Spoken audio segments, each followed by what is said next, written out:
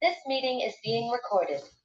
Então, boa noite para quem está vendo isso à noite. Bom dia para quem está começando o dia. Aliás, é a melhor maneira que eu conheço de começar um dia estudando a palavra, que você aprende tanta coisa que aquilo vai remoendo na sua cabeça o dia inteiro. E ainda mais quando a gente vai estudar livros que não são comuns, né? Um dia, só vou contar uma curiosidade. Há um problema lá que estava dando um estudo bíblico e a menina vem e começa a discutir, porque foi assim, eu não sei se vocês lembram que teve uma época aí que eu estava no Brasil ainda, e que acharam um livro que é o Evangelho de Judas. E aí estava aquele bambambam, o que acontece? Acharam lá nos arqueólogos, acharam lá o livro de Judas, né? Mas aí eu tô nessa época eu vou dar um estudo para mulheres e eu tô falando de Moisés, não sei o quê.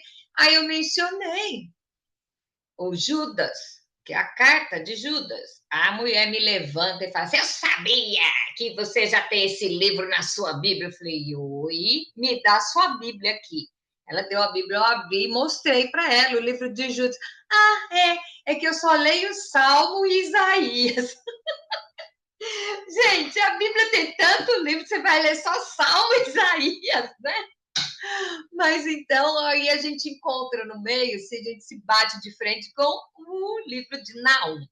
Vamos explicar aqui o que está acontecendo em Naum. Naum, ele era profeta, ele recebe uma ordem, né?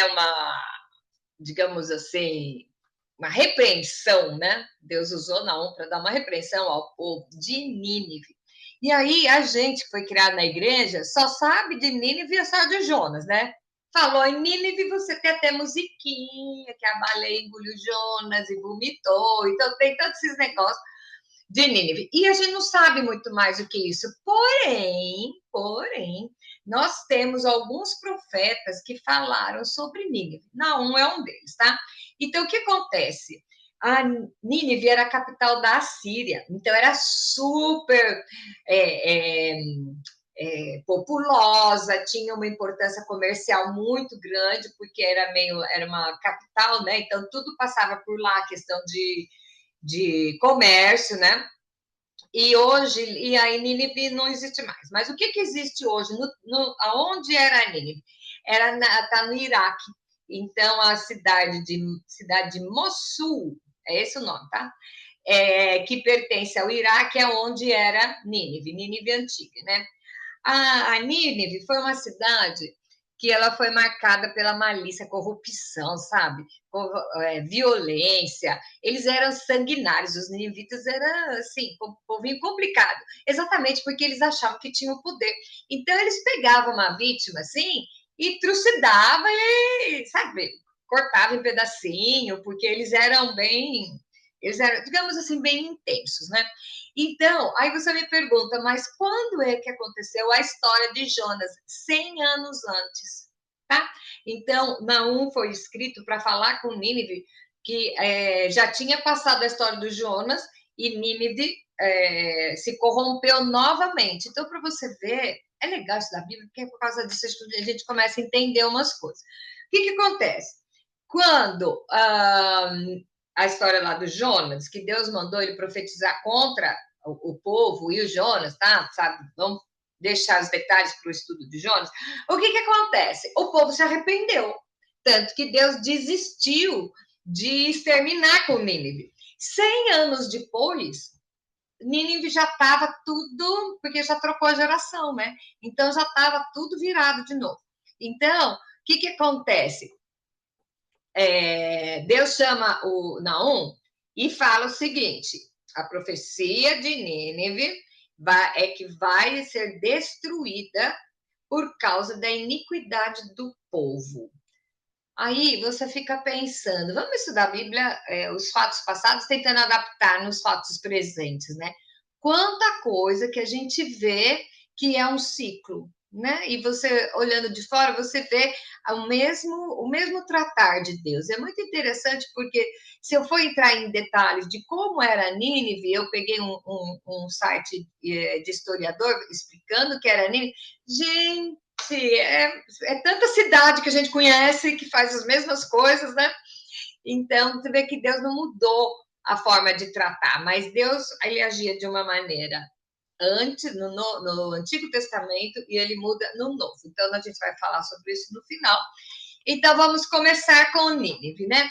Então, você vê que, assim, Deus, ele, no Velho Testamento, ele é muito rígido, muito zeloso, ele é muito intenso não é castigar, mas, assim, em tratar com as pessoas, né? Quando você ouve falar de prostituta, de vez em quando um profeta fala que a terra é prostituta, é porque, gente, nem está falando de pecado sexual, não é nada disso. O que é a prostituta? É o tal do proselitismo dentro da igreja. Então, é assim, você traz, então, sabe, às vezes acende vela para tudo quanto é santo?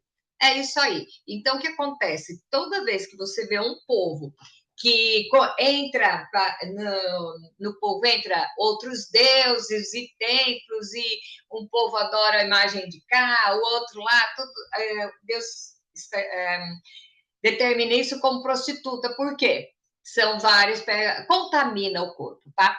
Então, e Jesus veio depois para resolver essa situação, mas nós vamos ver aqui que não tinha Jesus aparecido ainda, tá? Embora ele estivesse desde a fundação do mundo, aqui ele não entrou para agir. Então, o que acontece? Quando você vê que Jesus vai entrar como advogado depois que ele nasceu, antes não tinha, então era a palavra do Senhor é X, a consequência do seu erro vai ser X, e é bem taxativo. Então, nós vamos ver isso, tá? Então, é assim, quando você vê que o povo tá, você olha, no decorrer disso, até coisa de história, você vê que é sempre assim, uma cidade que está em destaque, aí começa a cometer tanta iniquidade que Deus simplesmente aniquila. Aí você vai falar, ai, mas os coitadinhos que estão lá. Vou dar um exemplo, tá? O que aconteceu com Saul, que Deus mandou ele matar os amalequitas? Certo? Eu lembro de um pastor falando isso para mim, tão interessante. E aí, o que aconteceu? Não, então não vamos, né? Os amalequitas, vamos poupar, por quê? Não sei o quê, porque tem criança. Deus não mandou exterminar os amalequitas. Então, eu vou dizer uma coisa, que esse pastor falava, dei muita risada, que ele disse assim, tinha que exterminar até as crianças. Por quê? O amalequetinha, quando crescer, vai virar amalaquetão. Então, ele vai seguir todas as tradições do povo. Então, nós vemos, assim, Deus muito duro no Antigo Testamento. Então, vamos lá. Vamos ao texto? São 3 capítulos, dá para a gente bater rapidinho, não se preocupe que é tranquilo hoje. Da semana passada foi mais intenso, hoje está mais light. Então, nós vamos ver aqui, a primeira pergunta, no verso 2, qual as características de Deus que são mencionadas? Vamos lá. Estou usando a Bíblia na linguagem de hoje, tá? O Senhor é um Deus que não tolera outros deuses. Um Deus irado que se vinga dos seus inimigos. O Senhor tira a vingança dos seus inimigos e na sua ira os castiga. Quem são aqueles que são colocados como inimigos de Deus? É quem? Quem adora outros deuses. Nós vimos isso semana passada. O que é Deus para você? Deus é aquilo que ocupa o primeiro lugar na sua vida. Então, vamos trazer isso para a nossa vida hoje. Aqui diz que Deus não tolera, tá? Deus, na sua sabedoria, ele fica irado. Aqui diz ele, o Deus irado, que vinga dos seus inimigos. Então, quem é que é o inimigo de Deus? É aquele que adora outros deuses. E quando você fala assim, o povo já vai falar, né? Porque os Hare Krishna, que é a deusa da mãozinha, porque o outro adora a vaca. Muitas vezes nós estamos colocando, sabe o quê? O Deus Mamon, que é o quê? Do dinheiro. Quantas pessoas você vê hoje em dia? Nós precisamos de dinheiro, nós precisamos trabalhar. Não estou falando contra isso é um fato. Porém, de repente você põe o dinheiro acima de tudo. Sabe, o dinheiro é o seu Deus, você trabalha para conquistar, o dinheiro, tem uma conta na poupança bem gordinha e vive miserável. Oi? Não é disso que nós estamos falando, mas vamos ler. Pergunta 2 é o seguinte: podemos ver justiça mencionada no verso 3? Olha o que o verso 3 diz. O Senhor é paciente, mas poderoso, e não deixa os culpados sem castigo.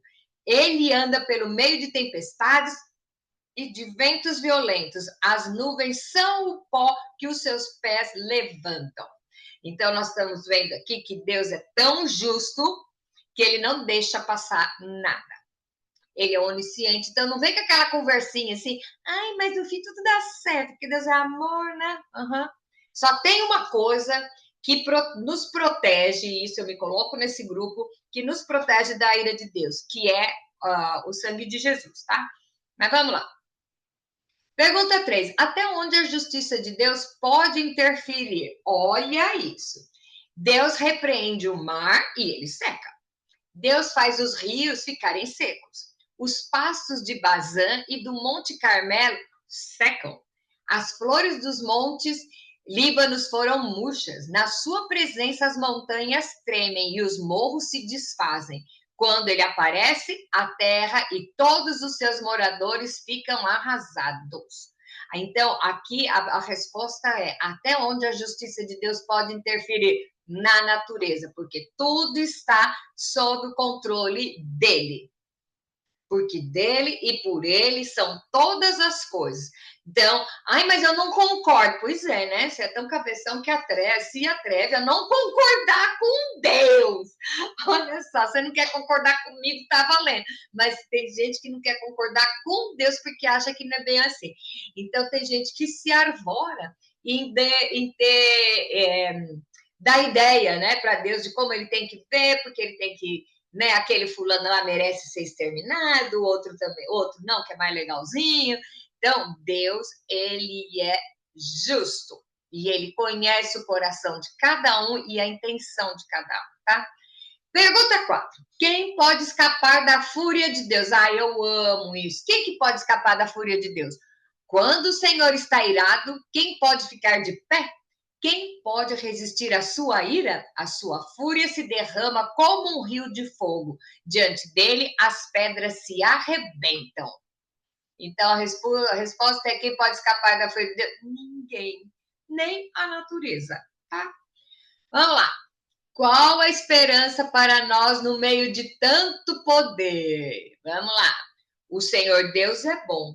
Em tempos difíceis, ele salva o seu povo e cuida dos que procuram a sua proteção. Ah, então não é só castigueira, né?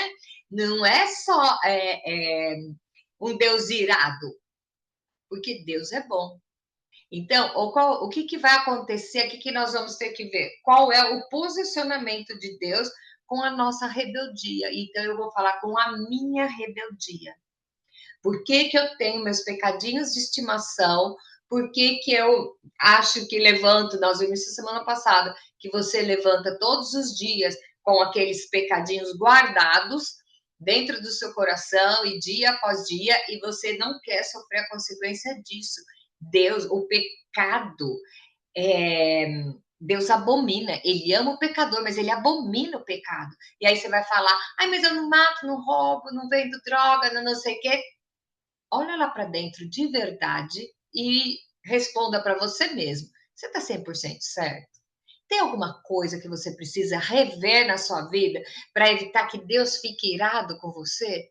Você quer chegar lá no final e você ver na frente do trono, né, o julgamento que vai ter, e assim, aquela lista, sabe a história do telão? Quando eu era pequena, a gente tinha medo do telão, porque diz que vai passar tudo lá, né? Já pensou passar o telão com seus pecados, tudo? Vai mostrar para sua mãe, você varrendo a sujeira para baixo do tapete? Criança vai pensar nessas coisas, né? Mas então vamos ver aqui, voltando. Deus é bom. E em tempos difíceis ele salva o povo, o seu povo. Quem é o seu povo? É aquele que chama pelo nome.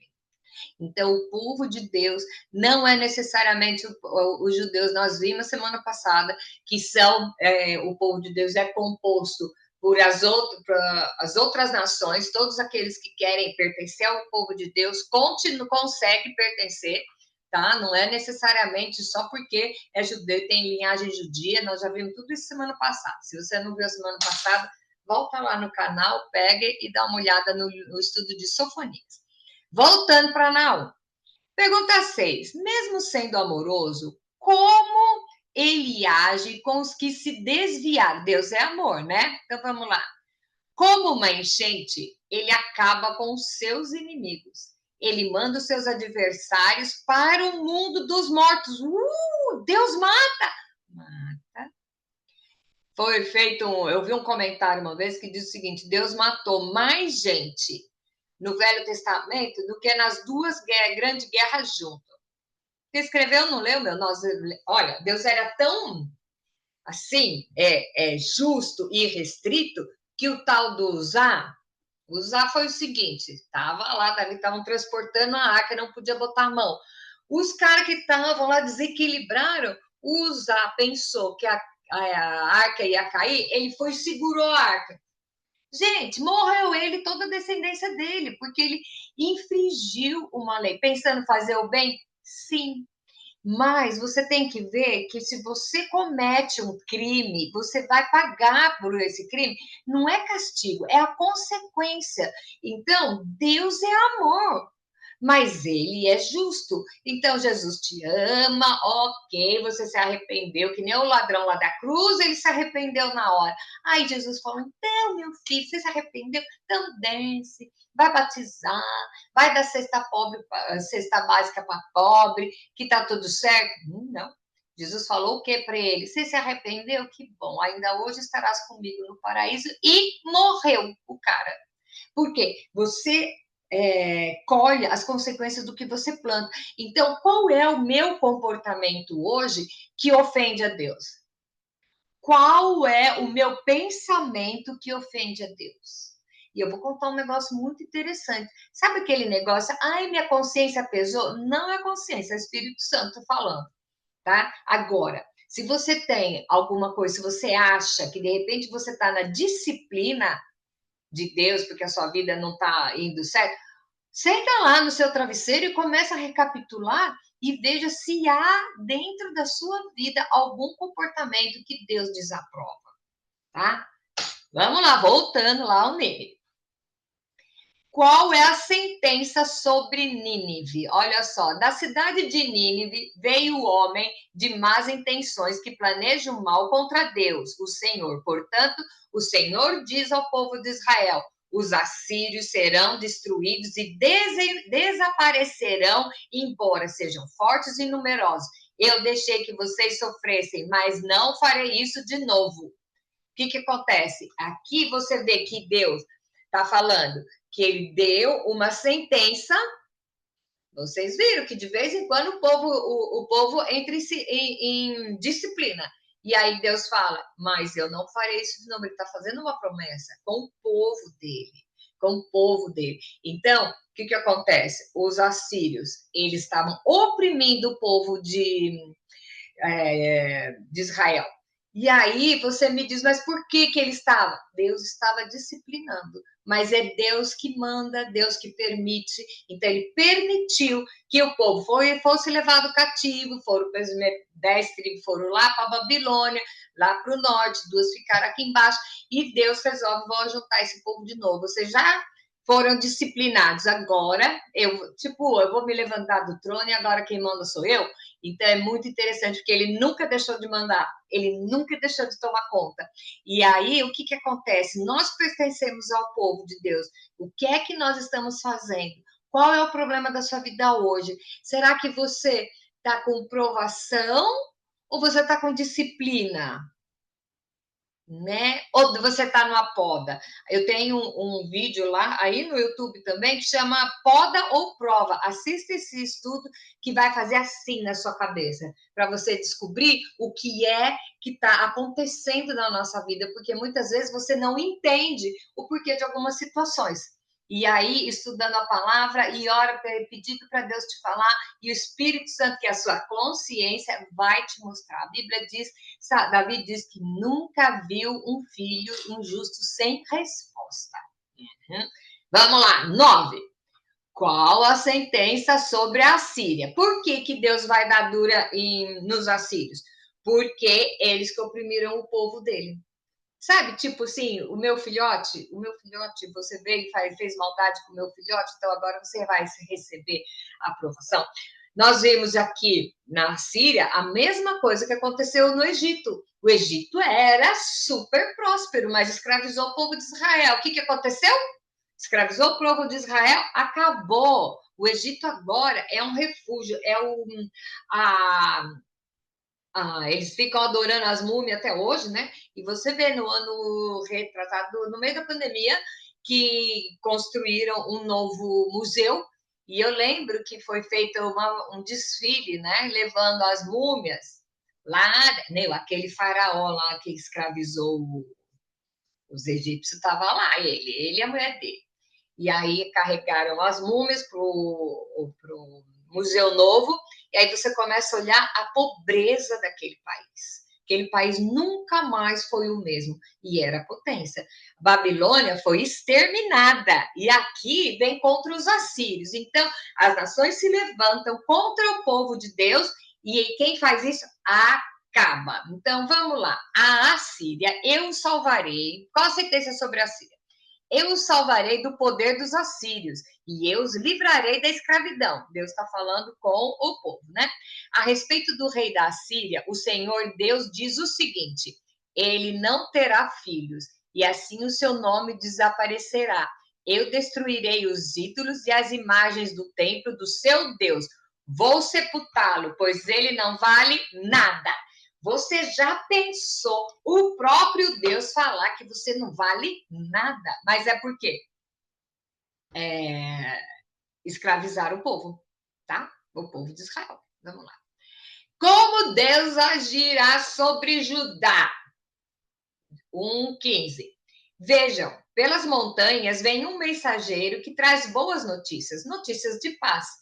Povo de Judá, faça suas festas e ofereça a Deus aquilo que você prometeu. O país de vocês nunca mais será invadido por gente má. Eles foram completamente destruídos. Então, isso aqui é uma palavra de consolo para Judá, que foi o povo que foi castigado. Então, aqui Deus está falando agora, eu vou me levantar para defender vocês. E ele fala, faça as suas festas. Então, o que é as festas que o povo fazia? Festa sempre de adoração. Então, tinha dos tabernáculos, da colheita, um monte de festa. E o povo era muito assim. E Deus está falando, voltem a ser assim.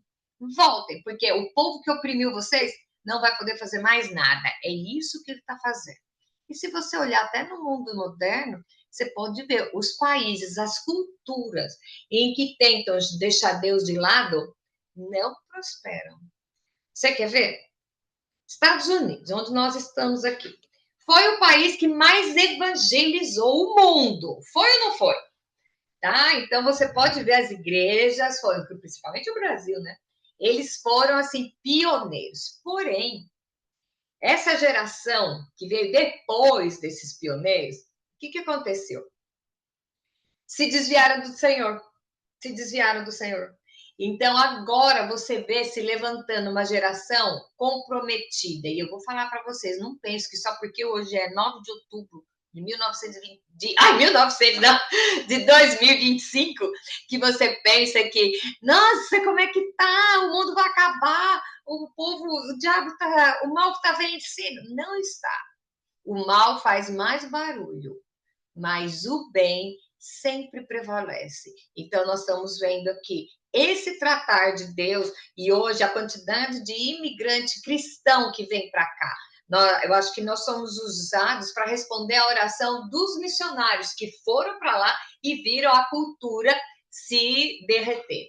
Você vê, infelizmente, a gente vê no Brasil uma briga que você olha, não é partido político, né? O fulano A e o fulano B. Nós vemos no mundo inteiro esse conflito. Então, nós vemos o presidente de El Salvador que ele decretou botar ordem na casa. Então, o que acontece? Trazendo novamente os cultos, diz uma nação que diz que Deus é o Senhor, e feliz a nação cujo Deus é o Senhor. Então, aqui, nós vemos que Deus vai destruir Nínive, que é a capital da Síria, e ele está resgatando a dignidade do povo de Judá. Isso ele pode fazer comigo e com você também. Vamos lá! Como é descrito o acerco contra Nínive? Olha lá. O destruidor vai atacar a cidade de Nínive. Ponham guardas nas torres e vigiem as estradas. Chamem todos os soldados e preparem-se para lutar. O Senhor Deus vai fazer voltar a glória do povo de Israel. Mais uma vez a nação será o que era antes, que os inimigos levassem tudo embora e deixassem o país como uma árvore sem galhos. Viu? Deus está falando que está restituindo tudo. Os soldados inimigos carregam escudos vermelhos e os seus uniformes são vermelhos também. Eles se preparam para atacar Nínive. Os seus carros de guerra brilham como fogo e os cavalos estão impacientes. Os carros de guerra correm rápidos pelas ruas e cruzam as praças. Em todas as direções, parecem tochas acesas, correm como relâmpagos. Começou, que vai fazer o quê? Cercar Nínive para não fugir, porque vai começar a justiça. Vamos lá. E como será a destruição de Nínive? O comandante inimigo dá ordem aos seus oficiais. Eles correm até a muralha da cidade e, na sua corrida, empurram uns aos outros. Eles armam barreiras para se proteger, abrem comportas do rio e no palácio reina o terror. A imagem da deusa é levada embora. Eles tinham um templo lá, bambambando a deusa. E as sacerdotisas que acompanharam vão acompanhar chorando. Elas gemem como pombas que batem no peito em sinal de tristeza. O povo de Nínive foge como água que escapa numa represa. Parem, parem, alguém grita, mas ninguém para de fugir. Peguem a prata, levem o ouro. A cidade está cheia de riquezas, há milhares de objetos de valor.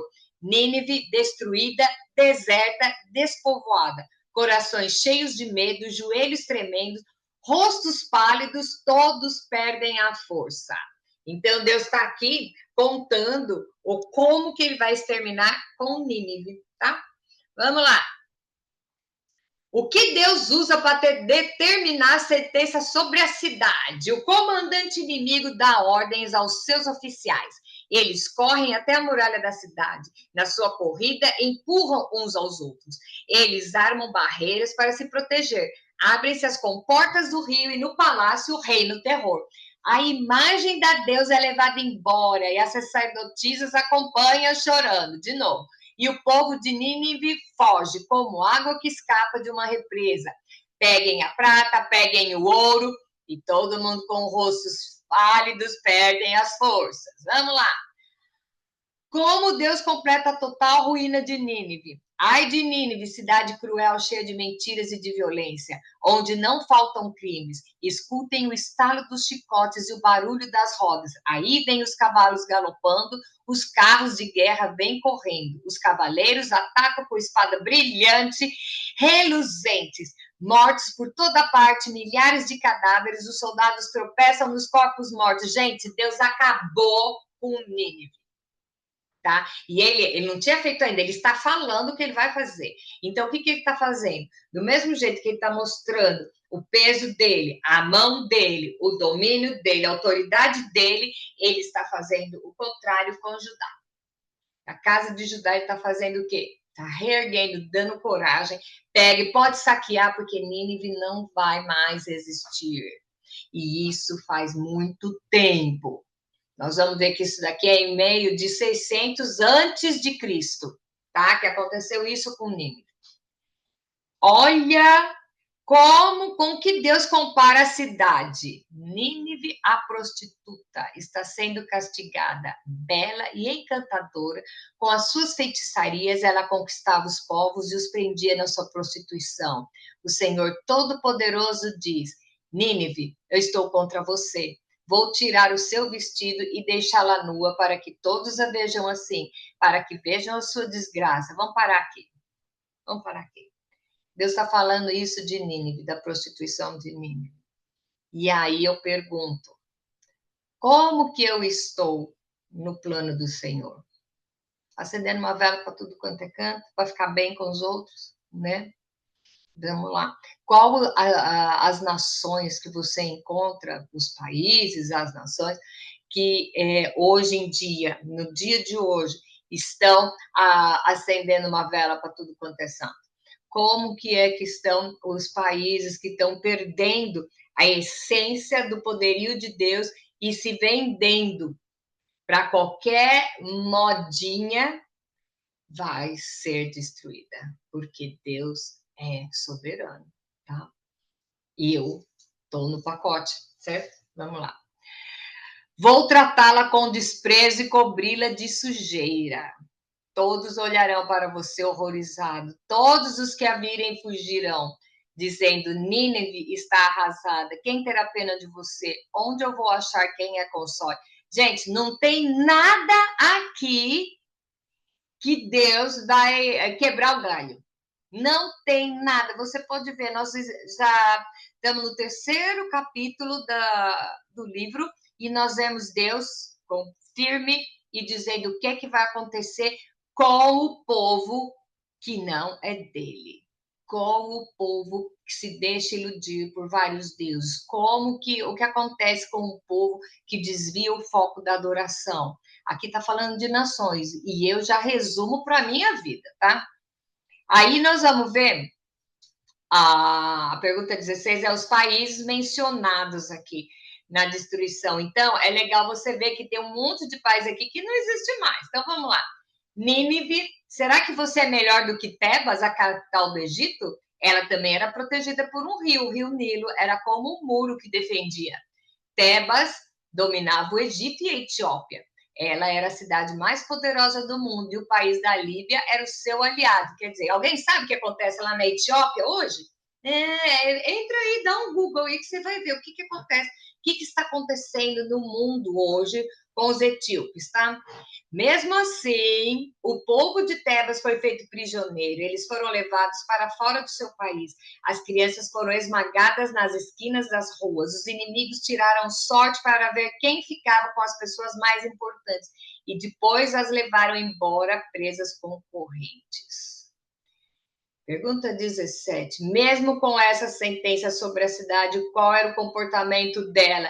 Nínive, você também vai ficar bêbada e vai andar atrapalhada procurando fugir do inimigo. Todas as suas fortalezas são como figueiras cheias de figos maduros. É só sacudir a figueira e os figos caem na boca de quem quiser comer. Os seus soldados são fracos como mulheres e os portões das cidades estão abertos. O inimigo pode entrar à vontade, pois o fogo destruiu as fechaduras. Quer dizer, Nínive vai ficar aqui como? Totalmente vulnerável, certo? Tirando a poesia do texto, nós vemos que é o quê? Desolada. Aí vem, qual animal que é comparado com a destruição total de Nínive? Vamos lá. Guardem água em reservatórios, para que não falte quando o exército inimigo cercar a cidade e reforce as fortalezas. Amassem barro e preparam as formas para fazer tijolos, que é para fazer o muro. Mesmo assim, vocês vão morrer no fogo ou na batalha. O inimigo acabará com vocês como os gafanhotos acabam com as colheitas. Torne-se tão numerosos como os gafanhotos. Há entre vocês mais negociantes do que estrela do céu, mas agora eles foram embora, como gafanhotos que batem as asas e saem voando. Por que ele usa o exemplo aqui de gafanhoto? Porque gafanhoto, quando chega, ele come tudo, né? Então, o maior problema da revoada de gafanhoto é porque eles vêm em bando, comem toda... Tipo assim, numa noite eles destroem toda uma plantação. E a plantação é o sustento deles. Então, ele está dizendo aqui que vai ficar como gafanhotos, que batem as asas e saem voando. As suas autoridades e os seus funcionários são como os gafanhotos que pousam nas paredes quando faz frio. Mas logo que o sol começa a brilhar, eles saem voando e ninguém sabe para onde foram. O rei da Síria e os seus governadores estão mortos. os seus generais também morreram, e o seu povo está espalhado pelas montanhas, e não há ninguém para juntá-lo de novo. Não há remédio para as suas feridas, elas não têm cura. Todos os que ouvem falar da sua desgraça ficam alegres e batem palmas, pois não há ninguém que tenha escapado da crueldade que nunca se acaba. E assim acaba o livro de Naamã.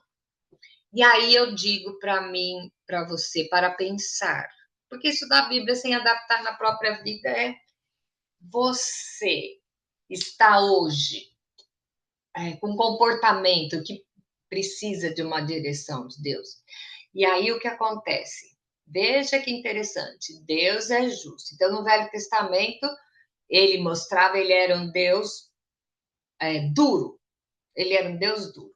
E aí como que a gente vai fazer para não sofrer a consequência dos nossos erros? Deus mandou Jesus. É só pelo meio de Jesus. Então, mas e Kátia, o que aconteceu com os profetas, com os patriarcas, né? Que seguiram o script certinho, não merecem a salvação? A salvação, a vida eterna, o gozo é só através de Jesus. Mas Jesus só nasce no Novo Testamento. E o que aconteceu com aquele povo lá que morreu? Esses são os que estão dormindo. Também quando Jesus for voltar, fala que os mortos, primeiros mortos ressuscitarão. Porque você não consegue entrar no céu, não vai conseguir entrar se não for através de Jesus. Então, Jesus precisava ter morrido e ressuscitado para poder abrir essa entrada. Então, o que é? Quando a Bíblia fala do paraíso, que o ladrão, Jesus falou que ia estar no paraíso, vamos dizer que é uma entressala, uma antessala, alguma coisa assim. Porque quando a igreja for arrebatada, Jesus volta, para nas nuvens e a igreja vai. Diz que no ar vai ter João usa a analogia, né, do casamento, que aí o que acontece? Quando vier o julgamento, os primeiros a ressuscitar, os primeiros vai ressuscitar os mortos desse pessoal que não tinha ainda a entrada no céu através de Jesus. A lei era tão firme que escreveu, não leu, gente? Deus fulminava. E hoje nós não somos mais assim, não. Por isso que nós estamos na época da graça. Mas não é porque você está na época da graça que você vai relaxar, porque Deus não se deixa zombar. Deus não se deixa escarnecer.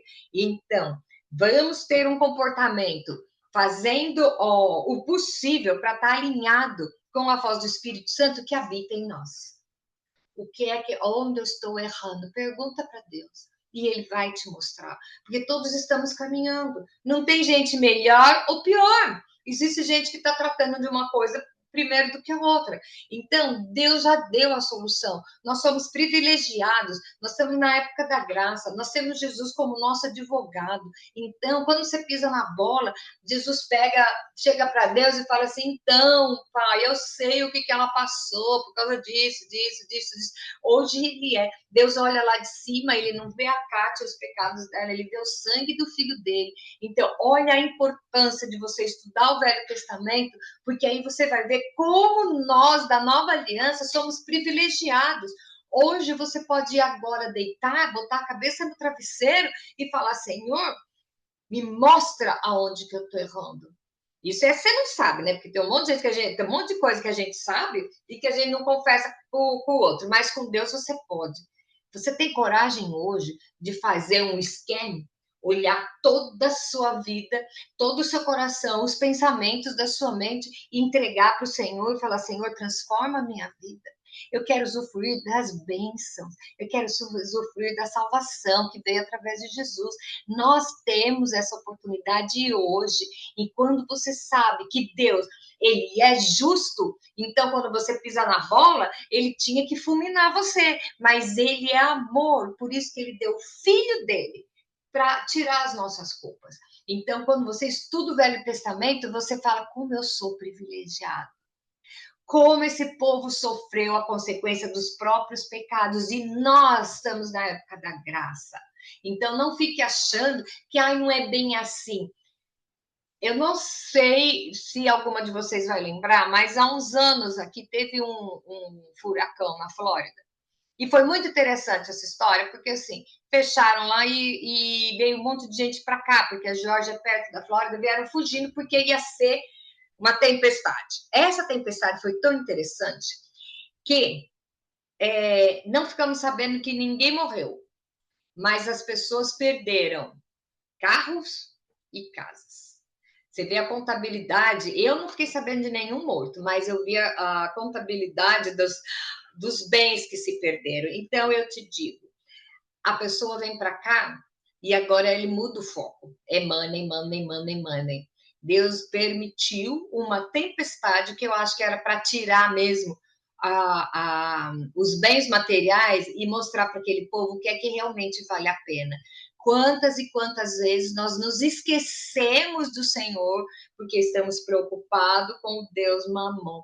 Ai, mas a gente não vive sem dinheiro. Ok, a gente não vive sem dinheiro, mas Deus disse que o filho dele nunca viu o filho mendigar um pão. Então, você tem que trabalhar? Tem. Mas você tem que ver o que é que vale mais a pena. Você pega, uma vez eu comentei que, numa escola dominical, que Deus jamais ia me dar um iate. E aí o povo ficou pensando, primeiro que eu não gosto muito de mar, mas tudo bem. O que acontece? Eu sou cabeleireira. Então, se eu tenho um iate, que dia que é que eu vou usar para passear no iate? Domingo. Domingo é o dia de quê? O dia do Senhor. Então, Deus não vai me dar um iate. Entendeu? Entendeu? Muitas vezes, Deus não permite alguma coisa na sua vida que é para você não se desviar dele. E é isso o que ele pretende. Em todos os livros da Bíblia, você vê que a ideia é só uma: ele está nos protegendo e nos guiando. Vamos fazer uma recapitulação, não existe essa palavra. Vamos voltar para trás e ver realmente o que é que eu estou errando. Eu não posso resolver a situação de Nínive, que nem existe mais. Eu não posso resolver a situação do Brasil, eu não posso resolver a situação da Etiópia, eu posso resolver a minha vida com o Senhor. E a partir do momento que a minha vida é transformada, eu vou começar a contagiar as pessoas que estão na minha volta.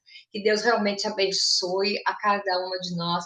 Deus abençoe a nossa semana e que você possa, semana que vem, falar assim: uhul! Sou do time que levanta, mas levanta para vencer, tá bom? Beijo grande e semana que vem nós vamos continuar com essa história de Nínive, que tem muita coisa ainda para a gente aprender. Beijo para vocês, até a semana que vem.